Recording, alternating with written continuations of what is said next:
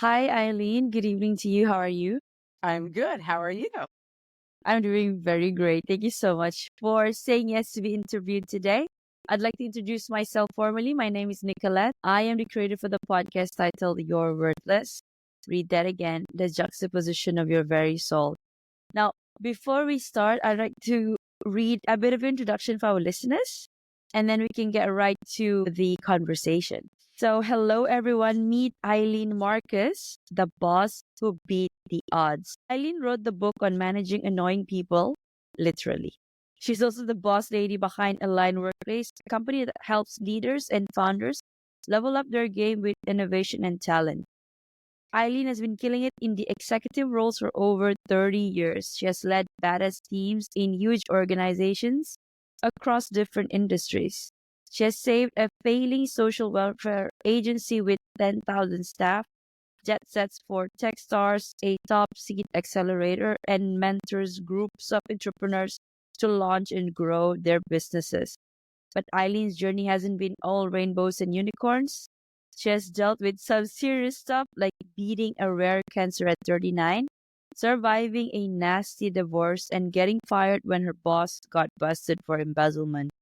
She learned how to handle her emotions in both her personal and professional life.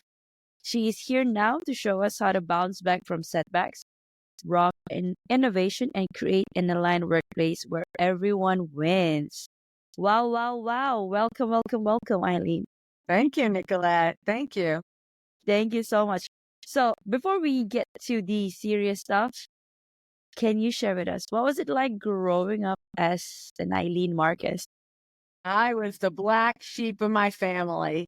I was the outcast. And I say that now as like that was they said it was a bad thing, thought it was a good thing. But, me and my sisters, we grew up in the 60s. We used to make Barbie houses, right? We could only afford one Barbie doll each. And we had to, get all the stuff from like the workbench and the laundry room and, the rocks from outside and build these Barbie houses.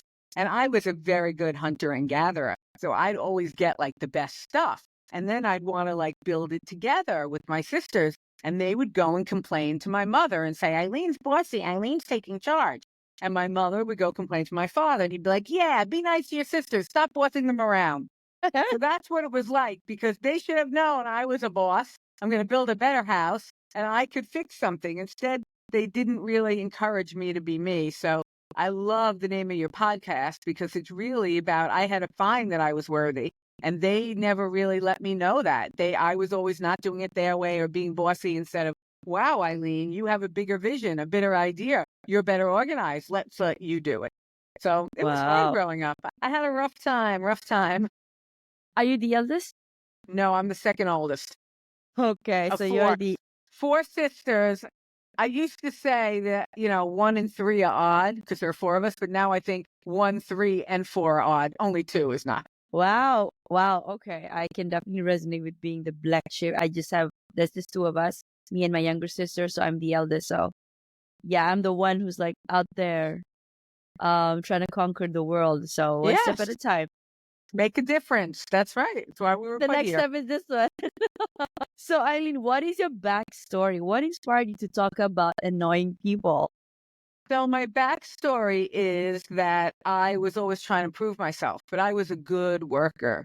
I grew up kind of in a house that was marked by scarcity and lack of. My parents were first generation American and their parents had survived the Holocaust. So they really came from a very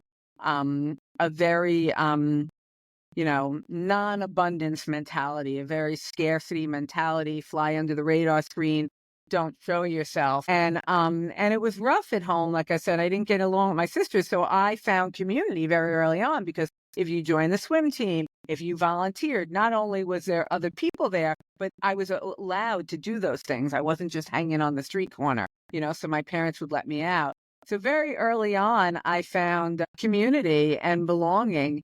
And that's really my backstory. I had to get out of the house. I was always, getting a little beat up, a little, not feeling good about myself. And I found a way to make it work for me. So I knew how to show up. I was good with organization and that's what I did. So I found a life other than. So, and then, the real turn came in college when I was spending a year abroad in London and I was traveling in the countryside and I kept on meeting social workers in the country. They were bringing a bottle of wine and a loaf of bread in Paris, outside of France, in England, all over, in Wales, in Spain. They were bringing resources to people who couldn't get out home. And then I got a kidney stone at age 17 in Scotland, and I learned about socialized medicine. I was like, oh my God, I don't even have a credit card. And that was it. I was like, I'm going to be a social worker. I'm going to go help people that don't have access to medical care. And I'm Wow. going to, teach people how to fish instead of give them a fish. And that's kind of how I got into, helping people in the whole financial insecurity landscape and working in social services. That's so interesting. Prior to the interview, you were telling me that you were in New York City for 30 years. What were you doing there? Were you in corporate America as well? So I went to New York City to go to graduate school in Columbia. I Right. did, I don't say this often, but as you get older, you get more. I'm like, what was I thinking? I got 2 masters. They didn't Me even have, too. they didn't even Oh my have God. double 2 masters then. masters? I Oh got my a master's God. in social work and a master's in public policy because I wanted to change the social welfare system. Nice. And I worked for 36 years in government and big nonprofits, and eventually the skill set in government and nonprofits, which is very bootstrapping, which is very much like making change from the inside out, advocacy, led me to entrepreneurship. So instead of working on just food pantries, benefits, home care, cash assistance, I was like, why don't I help people earn more money so they can afford all that? So yeah, I did a stint in a few entrepreneurial places, corporate, but mostly nonprofit and government. That's my background. Large systems. And then you were mentioning about having to prove yourself, and then you were dropping bits and pieces of information about your life where you had 2 masters and then growing up feeling that you had to prove yourself something. Isn't that funny? It's about often that comes from something within us saying that we're not worthy, therefore we need to prove ourselves, right? Correct. And the problem with that, and why I really love your message and what you're doing, Nicolette, is that when you get into that cycle of proving yourself, it's never enough. How many homes, how many cars, Oh, how much money. So if it does, the thing is, it's an inside job. If you don't feel good enough inside, you will never be enough on the outside. And since I didn't get that core value from my family being the black sheep, I had to learn that. And it took me a really, really long time to learn it. So I like to speak and write now about just that. You can get there quicker, know yourself, know who you are, play to that strength. Instead of, I was always like, I was managing 10,000 people and I'm like one of the most successful managers in this, bureaucracy that no one had ever been able to turn around. And I'm always like, oh, they're going to yell at me. Because that was my experience in my family of origin. right. So how did you get through that? A lot of vodka, which I don't recommend. I mean, is there an alternative to what? I shouldn't say that. I shouldn't say that, No, no, but no, no, no. what? Yeah, you can No, say it. It's what did okay. you say? No, I I didn't hear what said you said.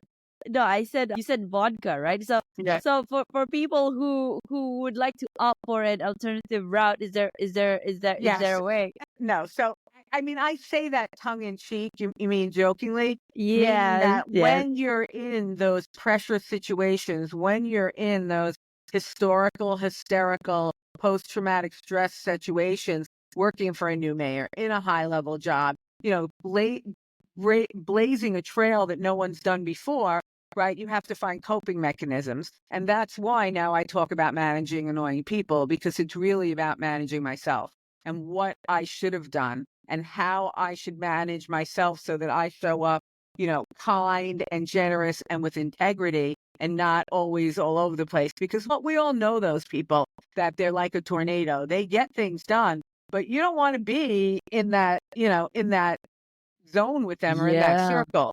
And that's so right. I really had to learn how to, slow down, let the universe catch up, how to understand that people come from a different perspective, how to talk to them differently, how to get them to see my point of view, how to accept what I can't change in them. So that's really the journey I've been on that I talk about and share mostly. Don't use the vodka. Use, your mental health.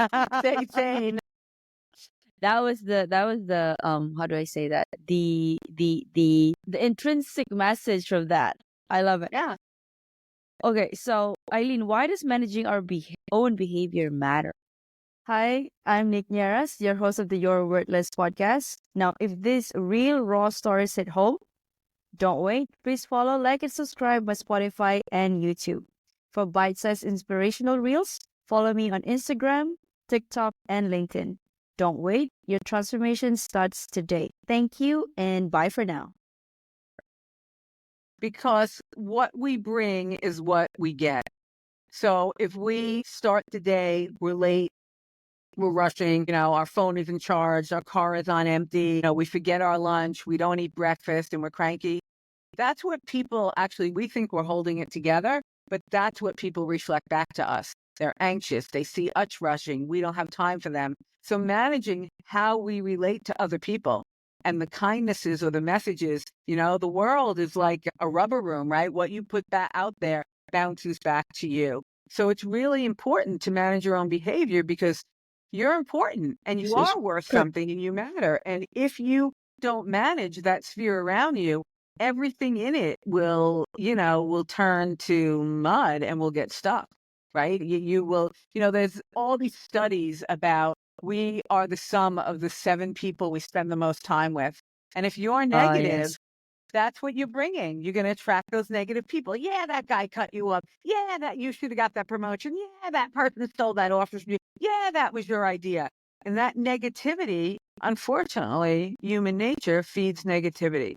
So it's really important to think about our own behavior and what we're doing. It's like the butterfly effect, right? A little wave of the wings, a little kindness, that's okay. I'll do it better next time. I didn't mean to be, anxious when I showed up. You know what? I was a little late this morning. I didn't blow up the building. I was just a little late. That's a bad thing to say, but you know what I'm saying. So it's really important to manage your own behavior because what you put out there is what you bring to you. And okay, there's always this catch-22, right? Where you're trying to manage yourself, but at the same time, you're also scared that, I guess the way to put it is the expectation of the world to you. Like, how do you block that noise and just know truly that you are where you're meant to be and, take your time? Because I have this thing I have on my this message on my WhatsApp. It's nature is never hurried, yet everything is accomplished. Like, but it took me a long time to really embrace that concept. I love that. Because in corporate, especially in consulting, it's always go, go, go, go, go. I don't want to say for females, like, you can only go so much at a given time until you're burned out. Yeah, anyone, exactly. women inherently, because of our role as, Correct. mother, caretaker, Yes. all those Yes. things, we end up with a lot more on our plate always. Mhm. But I think, for me, this goes to the nature of really understanding my role in the universe. Are you there? You look like you froze. Oh, there you are. Is that really understanding your role in the universe and showing up for that role in the universe? So, and people say to me, well, I was nice and it didn't work, or I did that and it didn't work. And I'm like, how long did you stay on that path? So, for those listeners, Nicolette and I were talking because she has the Statue of Liberty behind her. And I'm like, oh, I'm a New Yorker. So when you're on the path, you get a lot of signs that you're on the path. So if you're not getting those signs, that's why the universe isn't speaking to you. You're being angry, you're not being truthful to yourself or someone else, and you're holding back. So when you're in the right place. And that is the big hurdle, that you have to understand the situation, but you have to understand who you are. And you have to marry the two in a almost very sophisticated way, understanding your role, your purpose. So you have to speak up, but you speak up very differently if you're a CEO versus you're the salesperson. You speak up very differently if you're the mother versus the child. So you have to really think about what's my right role, what can I have province, or what can I change? But when you show up, and I'm sure you found this, Nicolette, in really service to that mission that I'm here to help people change the way that they relate to their lives. I'm here to make lives simpler. Those kind of signs, like the one we had when we first signed on, happen more and more. And the more that you trust your intuition and the more you do it, the more those things work. Yeah, it's like the universe. No, I'm not gonna say it's like the universe is conspiring to help you achieve that. And it doesn't mean, that everything's going to go great. There's going to be That problems, is so true. Yeah. but you're going to be better equipped to handle them. I heard something the other day, like, when you believe in yourself and the universe and you really believe you're in the right place, it doesn't stop the rain from falling, but it sure does give you an umbrella, right? It protects Mm-hmm. you. It gives you a path. It helps you, don't get as wet as you used to. That is correct. Oh yeah, I love that. Because sometimes we often forget that we're on the right path and then we're protected. No harm can happen to us, befall us. Yeah, and let me dig a little deeper into that if you don't mind, because Yeah, we might please. do all the questions or I not. love about everything about show is deep So, conversation. this is a theme with me because your next question is going to be what inspired you to talk about annoying people, right? Yeah. And I'm going to say, because I'm annoying, right? I'm annoying. And when I started to create a team and create big teams and manage, I hired a table of mini-me's, all ethical, competent, very good. But oh my goodness, I need this, I need that, I need time off. You didn't pay attention to me. What should I do about this? I have a problem. That one's mad at me. So they became like a lot of noise to manage. And I constantly have to tell people, the reason I led right into that is, just because it's not working doesn't mean it's not working. Stay the path, right? Like you just said, nature's never in a hurry. Everything happens. It's not our time. It's the universe time. So if you stay the path and you correct when you're supposed to, things happen. There was something else I wanted to say why I said, oh, let me jump ahead. We were talking about, it really goes with the fact that when you're in the right place, in the right mindset, the doors that are supposed to open. I know what I was going to say. Sometimes we think there's no way out of a situation. We think there's a lot of problems. I can give you a very personal example. I lived in New York City for 36 years. For a variety of reasons, I decided to move. I was traveling a lot, traffic in the city. I had a big dog, and I decided to move. I didn't sell my apartment right away because I thought I might go back to the city. When I decided to sell my apartment, COVID hit. All of a sudden, this great resource I had, I couldn't cash out. Mm-hmm. That was the hardest year and a half to pay the mortgage, the maintenance, exorbitant fees, and to say, will I ever get the money back? But somehow I stayed that path. And although, I didn't get exactly what I had hoped for the apartment, because it was a year during COVID and the tax rates were different and there was exclusions because of COVID and certain things, I did just as well. So it didn't look like I thought it would look, but the end result was the same. So we never know what it's going to look like. We think it has to be one way, but if we can open up to what the universe is giving us, we can get something incredibly different that is even better than we ever expected. But we hold on to that thought, it has to be this, it has to be that, has to be the guy, has to be the fur coat, has to be the million followers. Maybe not. You touched on a lot of points right there. The followers. I love how you're dropping all this nugget. It's also, and coming back to that, it's about accepting and letting go, but also having that balance, right? Like Yes. wanting to have that control over the outcome. It has to be certain this Yeah. way. Whew, I love it. I love it. Okay, now you're right because you're. What inspired you to talk to about annoying people? Because you're annoying. So now you mentioned you hired a lot of mini me's, right? And then you had to manage basically your own army. Yes. My own monsters I created, my circus. Yeah. So how did that turn out for you? Like, how long did it take you? Took me, sometimes it's not the length, but the depth, right? I got in really over my head before I got out. I learned it pretty quick, and I realized I needed people with different skill sets that could actually, I spent a lot of time, especially when I was managing all those 10,000 people, talking about people that lead from the back of the room. right? There are quiet leaders. There are people on your team who are the glue. We all know them, even in your family, the family member who never shows off, but somehow sends you the right gift when Observes. you knows it. But yeah, Yeah. remembers the recipe that no one else knows, you know? So I really had to learn how to look for those people. And part of it goes back to your first question. Since I had to remember who I was as a child, that my family didn't appreciate me, who are those people who I'm overlooking? And who do I want to elevate? So I had to look for people that were different than me.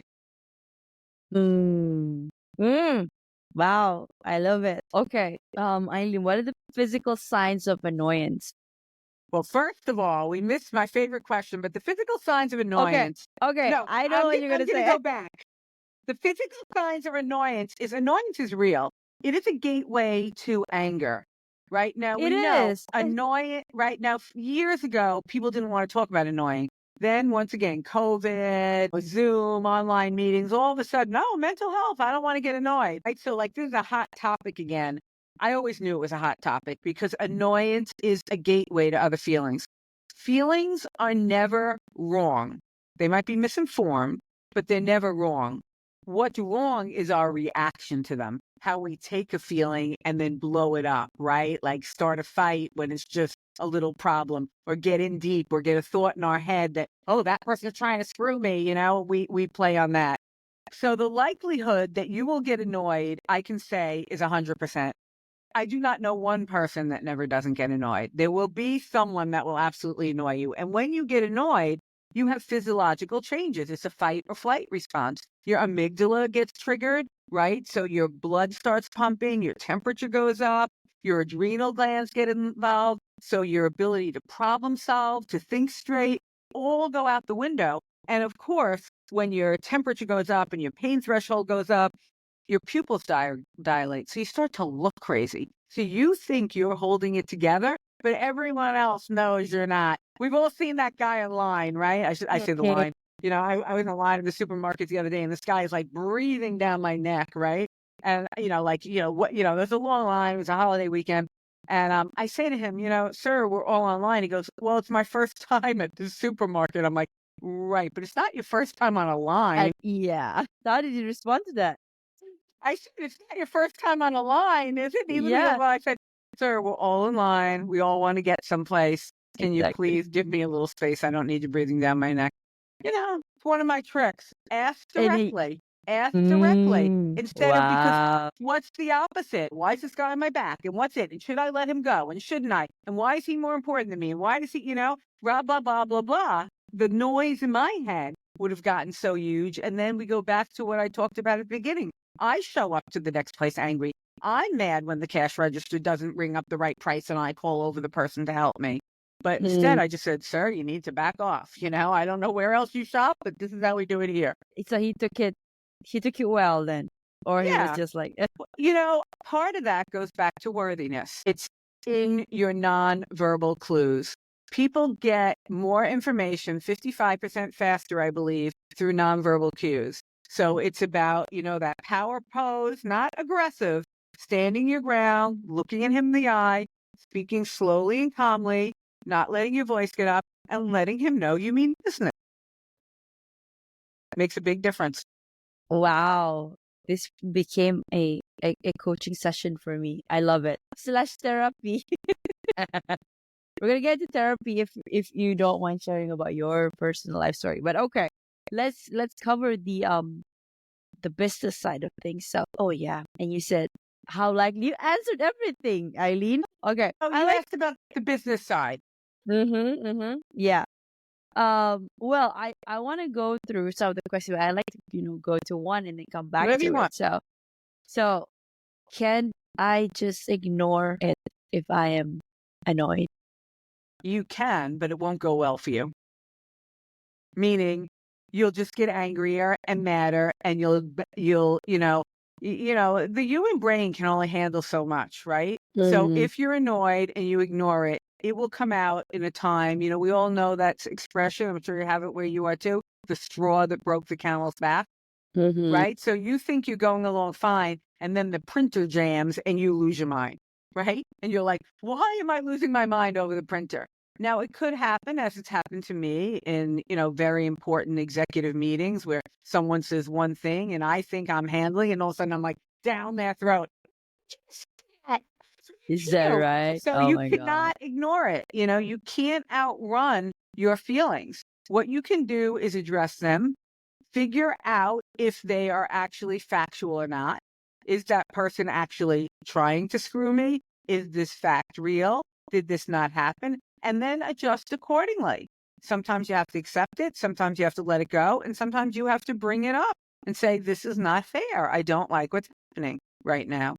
But you cannot let it go, because it's like anger. It's like any bad emotion, jealousy. It just snowballs until it starts to control you. I love that. I mean, I should have known that earlier. I was still in corporate. I don't know. Maybe I'll go back, or maybe I'll Yeah. start my own venture. So Yeah. yeah, we don't know. But okay, who is the most annoying person you know? It's probably myself. Because, I know better and sometimes I don't do better, right? I know better and I don't do better. We talk about this a lot. I talk about this a lot. The business world and the personal world are really the same world.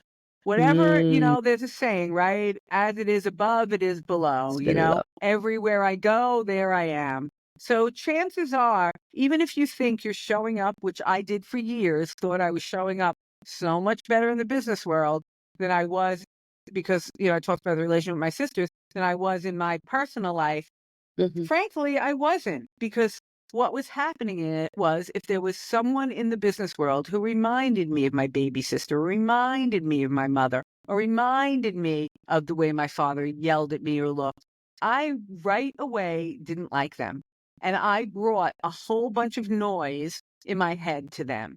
So the most important, who is the most annoying person I know? It's probably who's right in front of me at that moment, right? Because like I said, with 100%, you're going to get annoyed.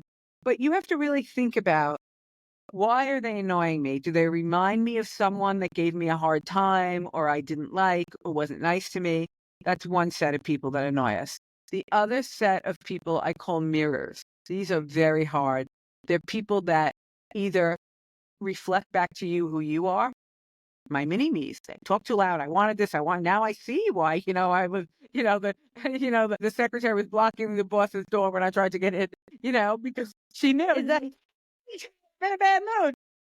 But the other thing that so mirrors you're that do, type of person they always depict in movies?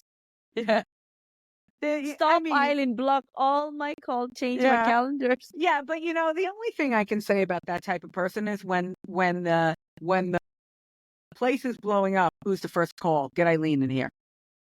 So that's why I say it's very important that you manage it, because you don't want to be the one that's blocked and then the savior. You want to be the person that's consistently the trusted advisor that has influence. You want to be able to levy that ability to be so competent and to problem solve without being annoying. So, and that's hard, because, a lot of people, like, there are people that do things that we want to do. So I get mad at them too. They're not Yeah. doing anything wrong, but why can they stay on a diet and lose 20 pounds? How come they got the corner office quicker than me, right? All these questions, right? So those are mirrors. And then there are people, let's face it, Nicolette, that are just annoying. They don't shower enough. They talk really loud, really slow, or they're always eating at the meeting, or they always come in with a big file. Or my most annoying people now in business is people who always ask the same question. The first time you hear it, right? Like, you're presenting some plan and they're like, what's the evidence? And you're like, great question. And you go through the data. Then you realize every meeting you have, what's the evidence? You don't know anything. They just ask one question. They never bring anything to the table. So Uh, there are some people that just, they just are annoying. It's just who they are. mm, So that's who, usually it's the person right in front of you, and they're reminding you for some reason of someone else in your life, and it's all coming together for you to, like, have a chance to be a better person and not be annoyed. when you said that those person, that guy or girl that asked, what's the evidence? It's probably, and if it's the same person asking every meeting, there must be something wrong. Like, is he or she out to get you? They're There annoying, must be right? Either there either must be something within themselves that they're not settled with. Like, oh, okay, Eileen is out there performing, right. shining. I need to, Or they're in a position of power and they don't belong there. So they've that figured is out how to also play the true. game and they Yes, ask correct. questions that are Teflon questions. They can't stick to Yeah. them. So, Uh-huh. you don't know with those type of people. That's why I say you got to be careful. Yeah. And that's the other thing. I don't anymore, and this is something I wish I could have told my younger self. I do not anymore predispose why they do that. That is not Okay. about me. We all tell the story of, do you guys in Malaysia use the Goldilocks and the Three Bears? Do you know the story? Right? I've read it, but it's not like a Goldilocks is hiking, she gets lost. She goes into a cabin that's open. There's a porridge, a big one, a little one, and a medium one, and she finds the one right for her. There's a bed that's too hard, too soft, just right. So, oh it's all yes, about yes, like yes. balance and finding what's right. But what we forget when we tell that story is that Goldilocks is trespassing. That was not her cabin. She went into someone else's house. So when I start to look at what you're doing and why are you doing it and why are you trying to get me, I'm trespassing. I am looking in a place I don't need to be. I need to look at, I can say the evidence isn't the point. The point really is, or I could say, I do have the evidence. Feel free to calendar me. Or I could say, great idea. Let's work on it together. You've worked on that project. You have the evidence on that. There are several ways I can handle it. But the way I don't want to handle it is you always ask the same question. That's so annoying. Or, oh my goodness, do you have something intelligent to say? Or where's your project, right? You come up here and talk. You got to be so I careful. mean, yeah. And I like when you pointed that out. It's about a reflection of themselves rather than Yes. us. You're right. Yeah, most of the time it's not about us, it's actually them. So take it at face value and just go based on the facts. And yeah, Yeah. No emotion, just the facts, ma'am. Right? Just the that's right. facts. That's right. What makes an effective innovator and leader? Becoming a podcast host was a natural extension of my second act. And after spending 15 years in the corporate world, I've transitioned to helping individuals overcome challenges like navigating tough relationships, career burnout, and aligning their mission with their soul's calling. By certifying as an RTT hypnotherapist and a lifestyle coach, I've made it my mission to empower people to recreate the life they deserve and building a supportive community through my podcast. Now, let me ask, are you facing challenges like struggling to reprogram your mind to attract wealth, weight issues that feel like a constant yo-yo, insomnia or restless nights from daily worries, or just a lack of confidence in public speaking? If the answer is yes, visit www.thenicknearestholisticlifestyle.com and grab a free hypnosis audio of these common struggles. It's a sneak peek into how my coaching works. Are you feeling shy? Don't be, because I'm as real as it gets. Let's connect on Instagram and LinkedIn and start your transformation today. Well, I think an effective innovator and leader is someone who knows themselves, knows when to pivot, knows when to put themselves forward, and knows when to, we said before, put others forward, right? Just because you're the leader and the boss doesn't mean you always have to be the leader and the boss. So an innovator, also, you don't have to make it complicated. You have to keep it simple. You have to think of a way to get other people to follow you. So I think those are the things that really gain influence. I choose to talk about it through innovation, but I think those are the things that really gain influence, and those are the type of people you want to follow. And that's the type of person you want to work towards being. Someone who can, kind of read the economic tea leaves or the business tea leaves and knows we need to pivot, is able to look at the data and come up with a good solution, understands where things aren't, working together on the team and kind of gets that fit better so it's all elevated. So all of those things and keeping it simple and always going back to core mission. Why are we doing this? Why are we doing this? Why are we doing this? That's what makes a good leader and innovator. Should a leader be an innovator too? Or must he or she have the two characteristics? I think a leader needs to be an innovator. It doesn't mean that they're creating a new or a new project, but they need to look. I love this quote. I have it right in the front of my book. I have this quote from Henry Kissinger. You know who Henry Kissinger is, right? He negotiated the first kind of trade pact with the U.S. and China. Oh, okay. Okay. Yeah. Yeah. And Yeah. actually, I had a very long conversation with Henry once in my life. And No. yeah, in a doctor's office, go get that. But anyway, we had a great conversation. But Henry During Kissinger, your appointment? that was a different appointment, but yeah, hello, Okay. appointment here. But Henry Kissinger has a quote: "The task of the leader is to get his people from where they are to where they We're have the one. not been." And you don't get someone to a new place without doing something different. An innovator is about doing it a different way, a new route, a different technique. So yes, I think all leaders need to be innovators. That doesn't mean they're creating, applications and products. It means they're thinking about how to, you're going into personal coaching. This is your guide.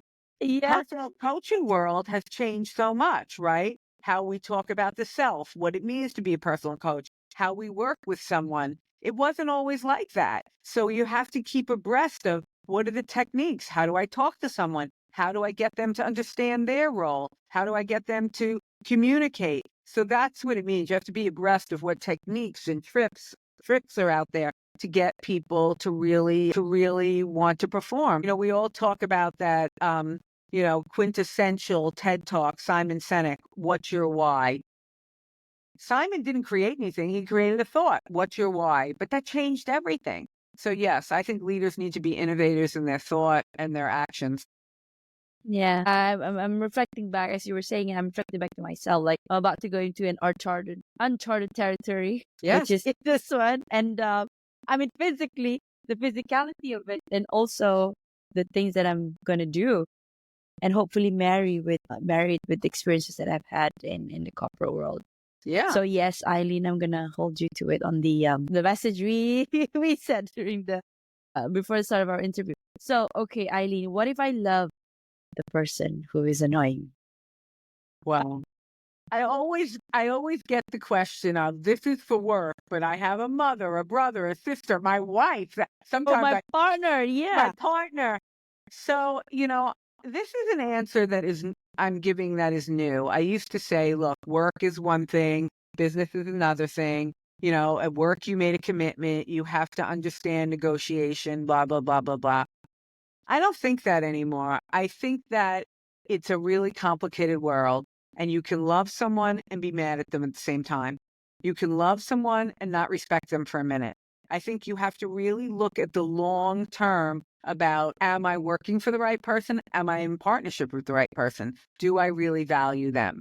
Because if you really love them, then even when they're annoying you, it's going to go by the wayside. You're going to figure out how to deal with it, because that's not, that's maybe, I love this analogy that, like, if you have a piece of paper, that annoyance is like a corner of the paper.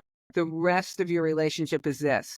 But if you don't love and value them, or you don't love and value your work, or you don't love and respect the people you work for, then you are going to have a bigger problem. So I really think that, you should love them. And that's what makes the annoyance, manageable, because you know that you're trying to get somewhere else. You're not really mad at them. You're just not happy with them at that moment. And you hold those complicated thoughts. I just had some flashbacks, and yeah, that's actually really really true. But if you try to work on something, but then really you're not seeing the long term value that's gonna come from the synergy anymore. There's no synergy. Yeah. And maybe it's time to reevaluate. Yep. Yep. As If tough you are as it might sound. annoyed every day, there's something else going on. Yeah, that's true. I mean, if you can't get over that your partner's, there's the old joke about, we're gonna have a divorce about the toothpaste, right? I squeeze it from the top, they squeeze it from the bottom. What did the smart therapist say? Buy 2 tubes. Yeah. Yeah. But the old thing was, you thought about it. One had a compromise. No, figure out when you could buy 2 tubes and what's non-negotiable. And if you're going back to our original thing that you said, Nicolette, if you're in the right place and living your purpose and doing what you want.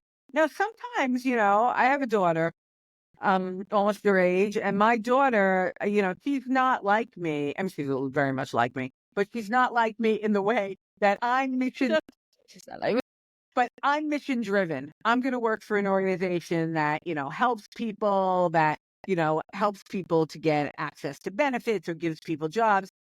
She's a wonderful worker. She's competent, but she, as long as they're ethical and they're not doing anything illegal, she doesn't care who she works for as long as they I'm pay her a happy good with that. salary and Yeah. 9 to 5. She uses her brain. They value her and she can leave at the end of the day. That's So right. you have to also think about that in the terms of, the long-term goal. Like it may, especially in the middle of raising children and having a partner, maybe the job isn't the forefront of the balance right then. Maybe it's something that you do in a different kind of way. So it's not just about, loving the long-term proposition. It's that ebb and flow and the shifting balance of why is this important now? One of the things that makes people annoying and made me annoying and made that team that I had of mini-me's annoying was every single issue was do or die. That's the hill I want to die on. If I don't get this resource, if we don't do it this way, if we don't get that meeting, if this change doesn't happen, everything was that level. And life, you can't live like that. Like you said, you can't sustain it. So you have to really decide what's the long run, what's the short run, what's the hill I want to die on, how important is it? And if you're always coming up against it's that important, well, then you shouldn't either be with that person or in that job. It's not the right fit. It's just not the right fit. You should go to a place that they're making solutions that aren't annoying you or are willing to buy 2 tubes of toothpaste, right? That's that's a good analogy. And then you mentioned, lost my train of thought. Wait until you get my age. You don't even know what a train of thought is. Right? It was a very important one, but it's okay. I'll come back to me. He'll come back. Yeah. Okay. So Eileen, what work are you most proud of so far? I am most proud lately of really, I've been in the coaching space for 10 years now, and I feel like I finally understand the difference between being the leader and the manager and being the consultant and the coach. And I'm really proud of being able to take the lessons that were so hard won for me, and pass them on in a way that people can get them faster and not run into those same dead ends or problems at work, see their reality quicker. So I'm really, I'm one of those people who I thought, I had 30 years experience. I managed huge organizations, blah, blah, blah, blah, blah. I'm going to be a great coach. I'm really proud of the evolution of how, I've taken to helping people help themselves. I love that. And I remember now, I want to circle back to what you said before. Oftentimes we amplify the thing, we make it dramatic when it doesn't have to be. Amplify. We don't have to such die a great like word. Yeah, we amplify everything. That's why people, that an annoying trait within us gets, gets up I'm a consultant. unnecessarily. I'm working for a large nonprofit. They have offices in 8 countries and they help sick children. And because they help sick children, the staff that works there is so incredibly dedicated, so dedicated. But they're in a crisis because they're burnt out and they're going through money and and they're losing their main focus about helping the family, deal with the sick child. So I have a question when they come in and tell me they need something. I don't know if I should make this public. I say to them, is it a ventilator or an art project? Do you understand what I'm saying? Because the kids at the hospital, they need an art project. We have to send the art project, the art project. Oh my God, versus the hospital can't find a ventilator, but is it a ventilator or an art project? Let's right size that. If it's an art project, it can come in 3 days or a That's week. right. If it's a ventilator, let's get right on that and pull out every stop. But, sometimes we call it, like, is it a broken fingernail or a broken leg? You really, like what you're saying, not everything has to be drama. And especially, the world is fast paced and we're talking about our lives and it feels really important to us, like you're saying. It feels like if I don't get this, nothing's going to go right. But looking at ourselves and having a trusted advisor or coach that could say, let's right size this and actually say, how important is this and how do you let it go? Whenever I think about helping people let go, I think about the monkey bars. You have the monkey bars, which I could never do because I'm not strong enough. But, Me too. I don't know who did them. People that went into the Army and the Navy. But the point of it is, when you think about the monkey bars, I could never move forward because I was so scared of hanging there. I couldn't take one hand off to move forward. You have to let go to move forward. And that's what you have to remember. I'm not saying no to this and compromising. I'm saying, I want to move forward. I'm going to let this one go. And that's the only way you can move forward. I think that would resonate with all of our listeners. Also. I love it. What are you working on currently, Eileen? Well, Well, I have two projects. awesome. Yeah, I'm very excited. I've just been selected to go on a TV show. I don't know if you've heard it. Congratulations. Yeah, it's exciting. It's called The Beta Blocks. Have you ever heard it? No, Look it tell up. me more. It's an entrepreneurial competition. So they You're bring the in. judge? No, I'm going to be a contestant. I am going back to my roots. I have a product. I can tell you about my product. I have a product that I'm pitching that, I after years of helping entrepreneurs and building companies, I've decided, I really want to build a product. I want to create something that doesn't exist in the marketplace that makes my life a little easier. And I've been in this house. Well, this house it was old and it had a stove that was kind of crooked. You know how the old stoves kind of don't get balanced and the floor gets unbalanced. And when I got a new stove and it flattened out, I realized I'm not such a good cook on the flat stove. I was a really good cook on this sideways stove. If something was cut too big, I put it on the bottom. The smaller things I put on the top. I didn't have to always be over the stove. So this unbalanced, we talk about balance in life, but this unbalanced cookware really worked for me. So I'm creating a frying pan that's unbalanced. It's a little bit of a take on a wok, but that I can put the onions and the garlic in at the same time, but the onions go in the part that's closest to the flame and the garlic goes in the part furthest away and they'll be ready at the same time. So I'm creating a product. I can already imagine how I'm going to use that. Like you're cooking a steak and then you can put the butter on the side, Exactly. You get it.